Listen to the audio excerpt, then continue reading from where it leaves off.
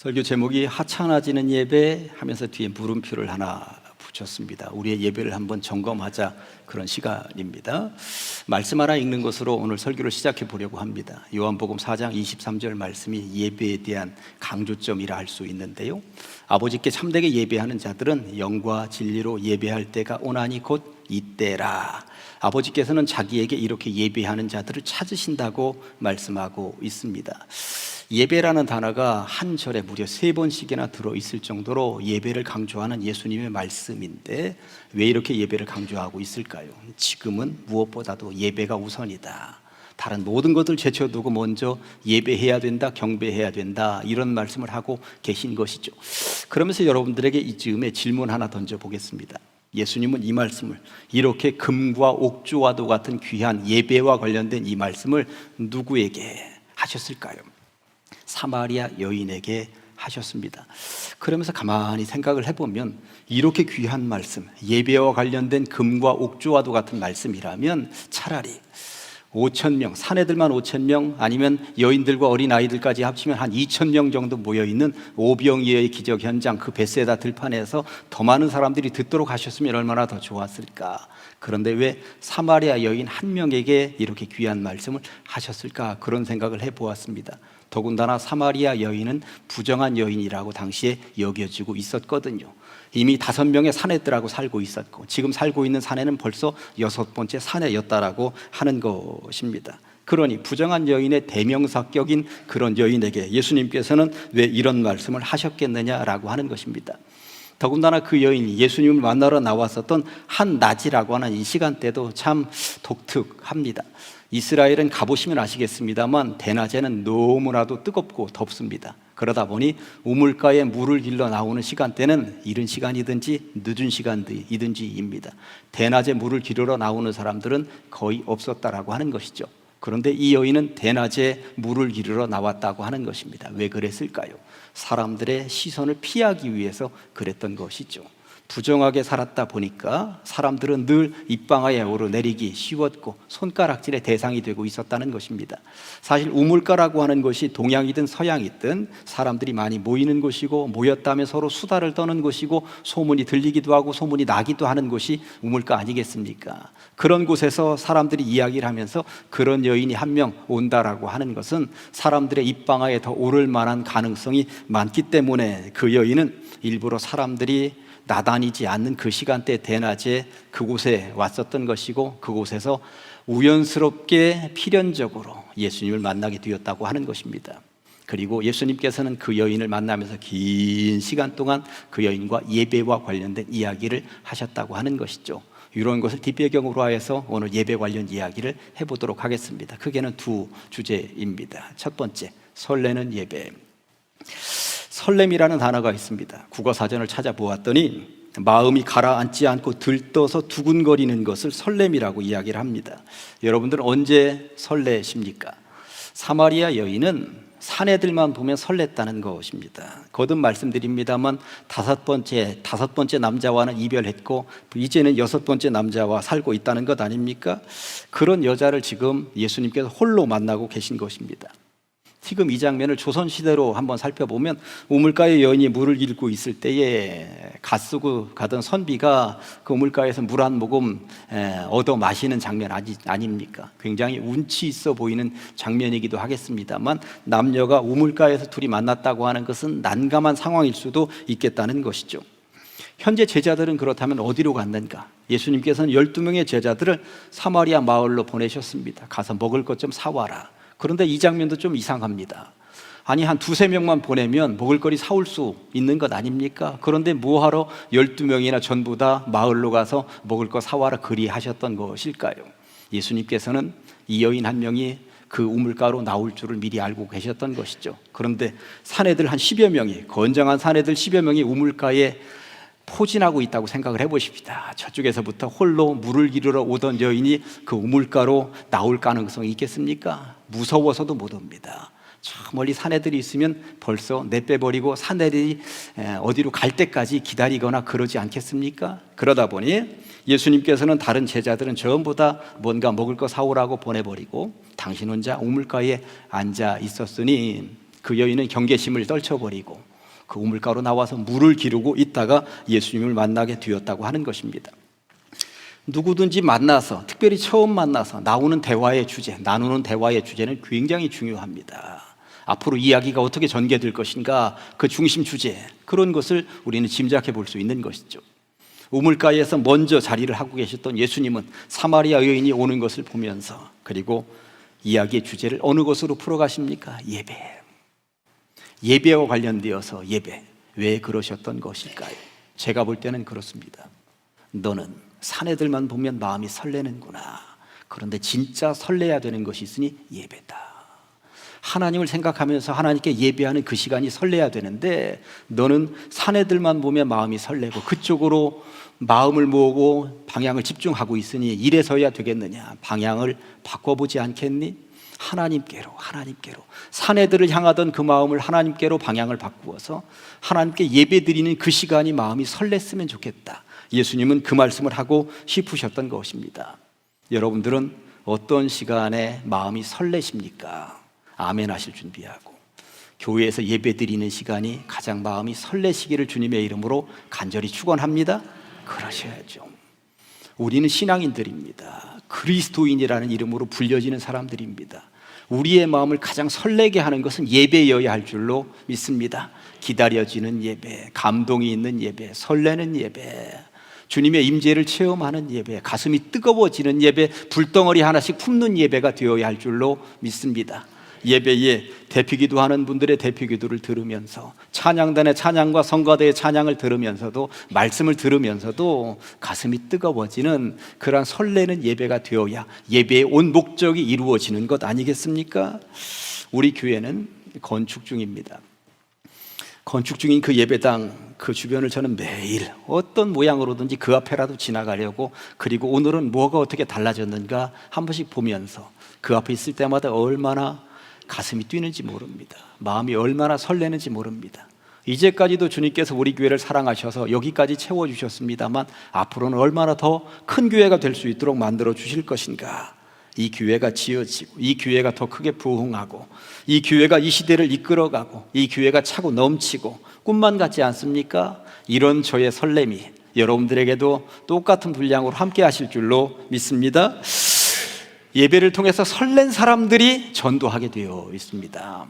어제 드라마를 보고 드라마에 감동이 있거나 마음이 움직인 분들은 다음 날 만나는 사람마다 어제 그 드라마 봤느냐고, 그 남자 주인공 봤느냐고 그런 이야기 하게 되어 있거든요.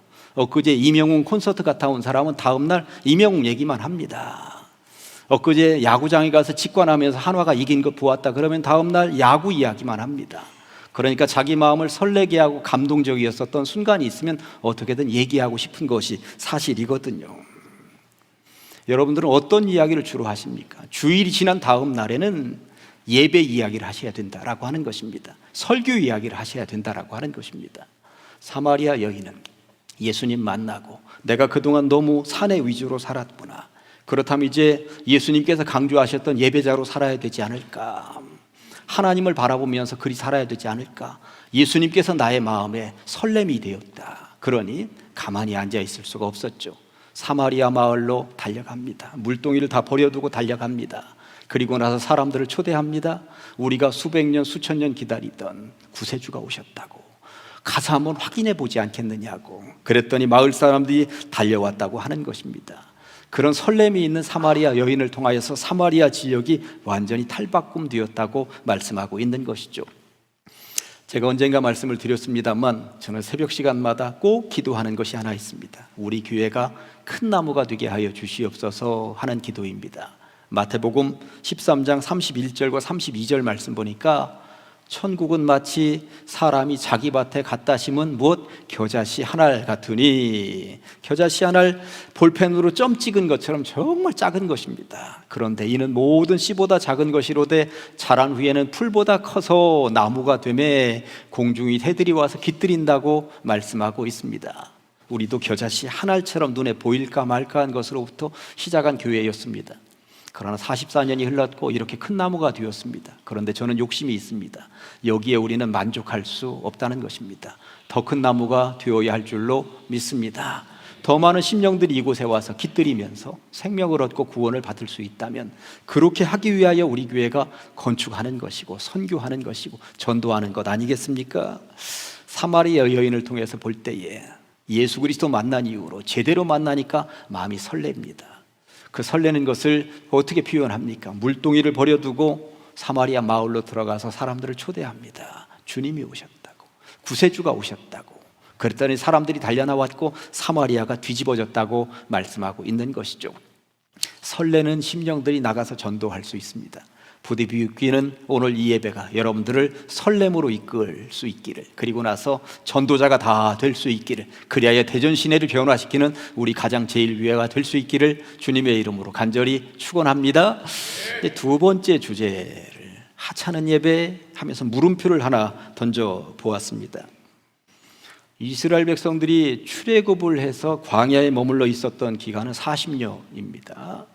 광야 직접 안 가신 분들, 안 가서 못 본 분들, 가서 보지 못한 분들은 이게 광야 그러면 상상이 안 됩니다. 저도 한 20여 년 전에 이스라엘 땅의 성지 순례에 가서 광야를 본 이후에 허걱했습니다. 이만한 돌들이, 돌짝밭이, 시커먼 돌짝밭이 쫙 깔려져 있는데, 야, 광야는 정말 사람이 살 수 있는 곳이 아니구나. 풀 한 폭이 없고요, 물 한 방울을 얻을 수 없는 곳입니다. 시커먼 돌짝밭에 낮에 햇살이 비치면 뜨거워서 손으로 짚지도 못합니다. 이런 광야에서 사람이 살아남았다고 하는 것은, 이것은 불가능한 일입니다. 그런데 이스라엘 백성들이 그 광야에서 40년 동안 살아남습니다. 어떻게 살아남았을까요? 다양한 것들을 주님께서 선물로 주셨습니다만 그 중에 하나가 하늘로부터 쏟아지는 만나였습니다. 가장 기본적인 먹을거리 만나였습니다.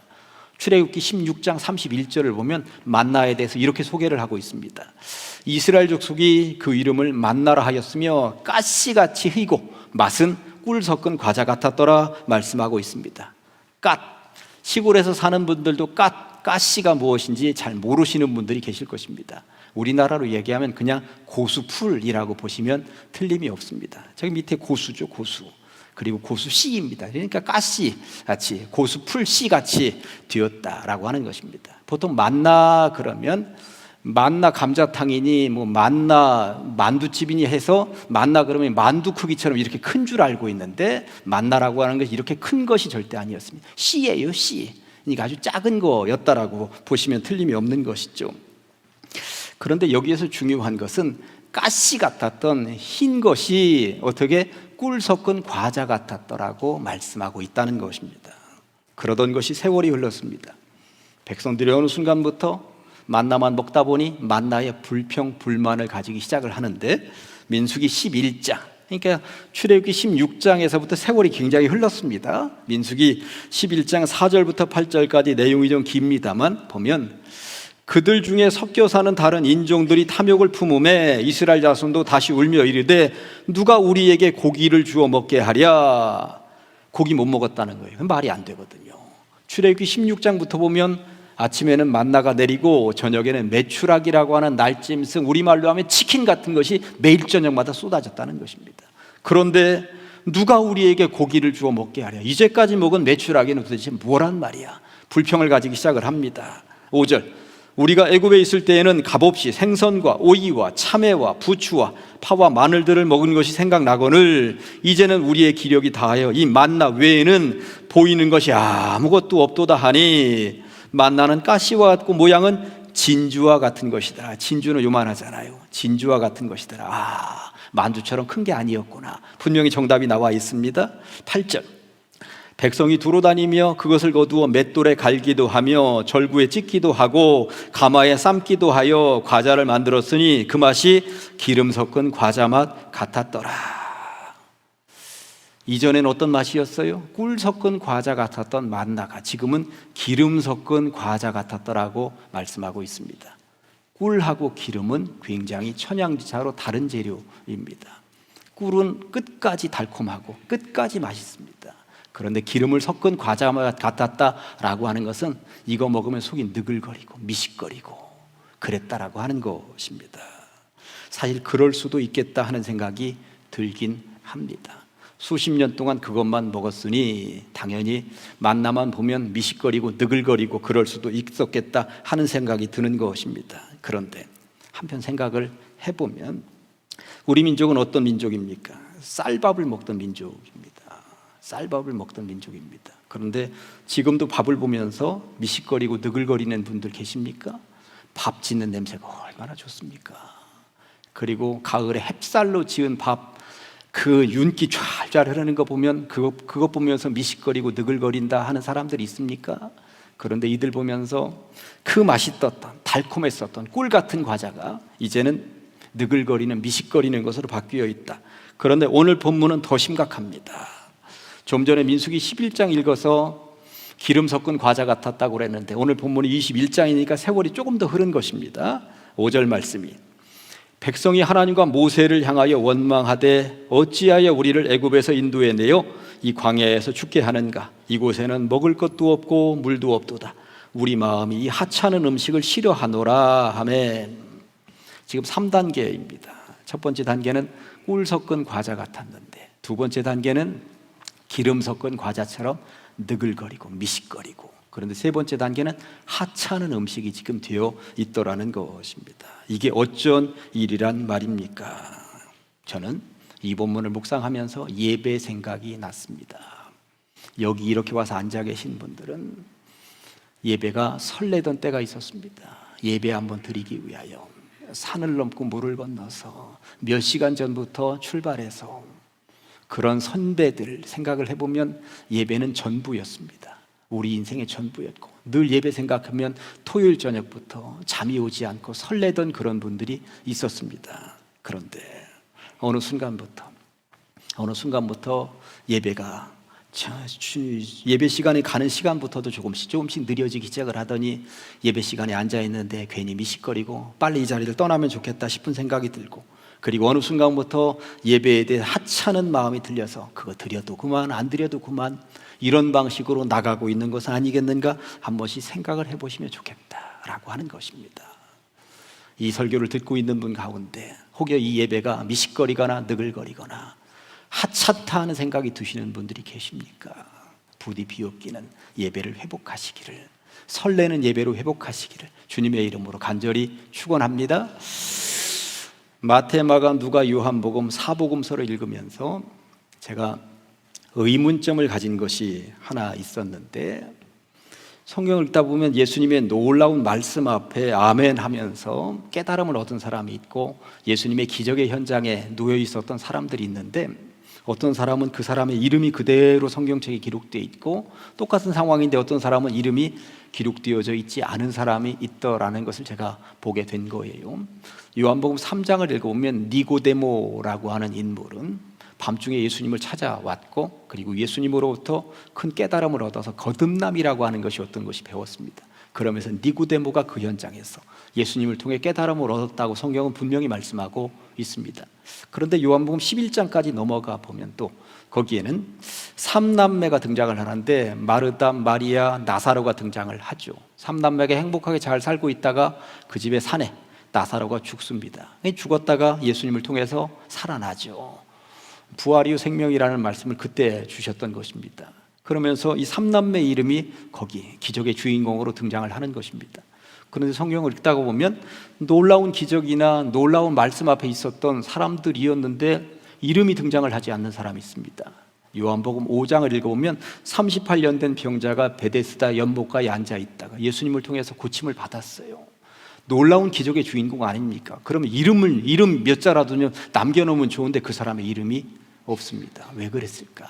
그런데 요한복음 4장에 등장을 하는 사마리아 여인도 마찬가지입니다. 예수님을 통해서 얼마나 놀라운 깨달음을 얻었습니까? 그런데 이 여인의 이름이 나와 있지 않습니다. 왜 그랬을까? 예수님의 놀라운 말씀 앞에서 변화되고 예수님의 기적의 주인공이 되었던 사람들 가운데 누구는 이름이 등장을 하고 누구는 왜 이름이 등장을 하지 않는 것일까? 저는 이 부분에 대해서 의문점을 가지고 다양한 신학자들, 다양한 책자들을 열어보았는데 어느 누구도 이에 대한 이야기를 하지 않고 있더라고요. 그 기도하던 중에 제가 깨달은 게 하나 있습니다. 예수님께서 살아계실 때 복음서가 쓰여진 것이 아닙니다. 그럼 예수님이 부활 승천하시자마자 곧바로 복음서가 쓰여지지 않았습니다. 그러면 이 복음서가 언제 쓰여졌느냐? 최소 3, 40년 후에, 길게는 4, 50년 후에 쓰여졌어요. 그때 이 복음서를 기록하는 저자들이 가만히 볼 때 복음서를 기록하다가 특별히 3장, 요한복음 3장 기록하면서 니고데모 알지? 그때 예수님 만나서 변화된 이후에 그 이후의 삶이 얼마나 거룩한 삶이 되어 있는지 그 니고데모 알지? 내가 이렇게 기록한 이 내용이 얼마나 사실인지 니고데모에게 가서 한번 물어봐. 할 수 있는, 증명할 수 있는 증인. 나사로가 죽었다가 살아난 이야기를 기록하면서 이게 거짓말이 아니라고 하는 것, 나사로한테 가서 직접 한번 물어봐. 이럴 수도 있었다라고 하는 것입니다. 그런데 저는 사마리아 여인 이야기를 하면서 아쉬운 것은 예배와 관련돼서 이렇게 중요한 이야기를 예수님이 침 튀기는 자리에서 그 우물가에서 직접 들었던 여인이라면 그 여인의 이름도 좀 기록으로 남겨놓았으면 좋았을 텐데 왜 이름이 없을까 해보았더니 제 생각입니다. 이 여인이 주님 만나서 처음에는 설레었는데, 그래서 예배에도 참석하고 예배자가 되었는데 이 설렘이 오래가지 못했던 것은 아니겠는가. 중간에 흐지부지 무너지고 예배가 미식거리고 그리고 하찮아지는 예배로, 그러다가 다시금 그 사내들 품으로 돌아갔던 것은 아니겠는가. 그러다 보니 증인 세울 사람이 없는 것입니다.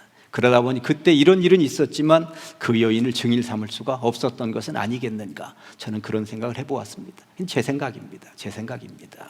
중요한 것은 우리는 설레는 예배를 처음부터 끝까지 늘 유지하면서 사는 것이 얼마나 중요하겠습니까? 우리의 예배는 늘 설레는 예배여야 됩니다. 예배하면 설레는 예배. 찬양단이 찬양하면서 생명 주께 있네, 생명이 주께 있다라고 하는 사실을 믿는 사람들은 늘 예배가 설렐 수밖에 없는 것입니다. 그런데 어느 순간부터 설교 시간에 설교 말씀이 자꾸 미식거리고 그리고 느글거리고, 더 나아가서 이 예배가 그냥 와서 앉아있는 것도 고마워하라고 얘기할 정도로 하찮아지는 것은 아니겠는가. 그러기에 예배는 너무나도 소중합니다. 목숨 걸기에 충분한 것이 예배라는 사실을 절대 놓쳐서는 안 되는 것이죠. 사실 우리가 예배를 드리는 이유는 우리의 생명, 영생의 문제가 여기에 있기 때문에 그런 것입니다. 그러니 이 예배가 느글거리거나 하찮아 보이신다면 점검하셔야 합니다. 설레던 예배가 미식거리는 예배로, 미식거리던 예배가 하찮아지는 예배로 자꾸 후퇴하고 있다면 이제는 바꾸셔야죠. 방향을 바꾸셔서 하찮아지던 예배가 좀 미식거리는, 그리고 이것이 더 설레는 예배로 방향 전환을 할 수 있는 여러분들 다 되시기를, 그리하여 이 설렘이 끝까지 주님 부르시는 그날까지 변함이 없이 이어질 수 있으시기를 주님의 이름으로 간절히 축원합니다. 기도하십니다. 하나님 아버지, 감사합니다. 거룩한 주일 우리를 불러 주시옵시고 예배를 점검하게 하시니 감사합니다. 하찮은 예배가 아니라 늘 설레는 예배의 주인공들이 다 되게 하여 주시옵소서. 예수님의 이름으로 기도합니다. 아멘.